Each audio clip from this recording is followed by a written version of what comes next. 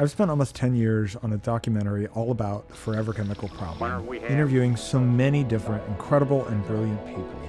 I decided to make this series to include highlights from each of those interviews, giving their stories more life than just a few moments in a film.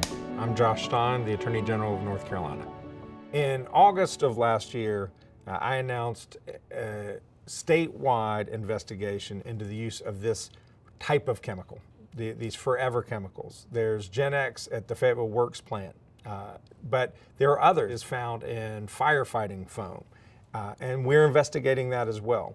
So we filed a lawsuit against DuPont and Chemours about the GENX chemical, but our investigation into other PFAS in other parts of the state continues. At this point, we have sued DuPont and Chemours because the plant that they operated, the Fayetteville Works plant, just outside of Fayetteville, that's where this chemical is made, and they've been discharging it into the Cape Fear River, which flows all the way down to Wilmington, and they've been emitting it into the air where it hits the ground and enters our surface water.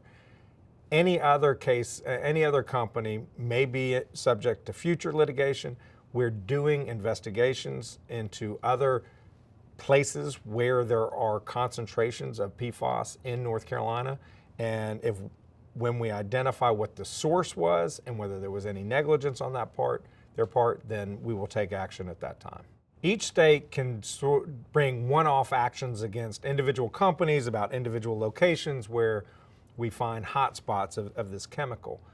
But the EPA is responsible for regulating all chemicals. And a number of my colleagues and I have reached out to the EPA, urged the EPA to come up with a drinking water standard. What is an acceptable amount in people's drinking water? Measure this all across the country. What is the extent of the risks that these pose? And my hope is that the EPA will act responsibly and aggressively. The EPA administrator is Michael Regan, who most recently was the Secretary of the Department of Environmental Quality here in North Carolina. And he and I had a very effective partnership for the previous 4 years.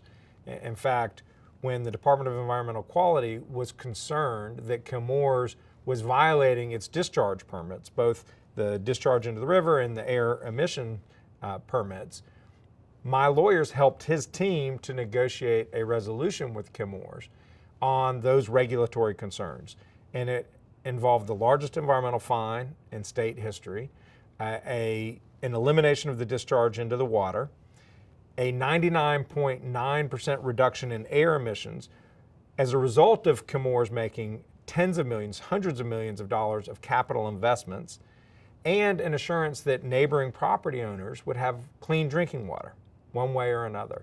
And so Michael, he understands this issue, he understands the importance of this issue, and I'm confident that the EPA will act responsibly, but they need to.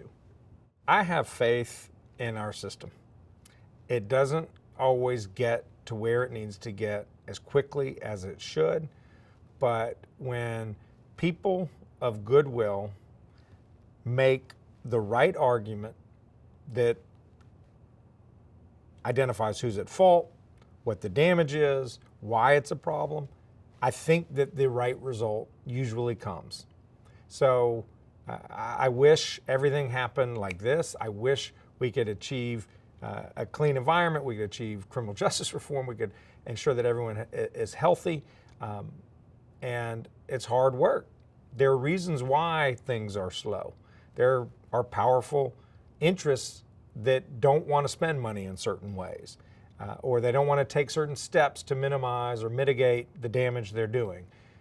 But I will keep pushing those interests, and the people will keep agitating, and we will get to a better place. I am confident of that.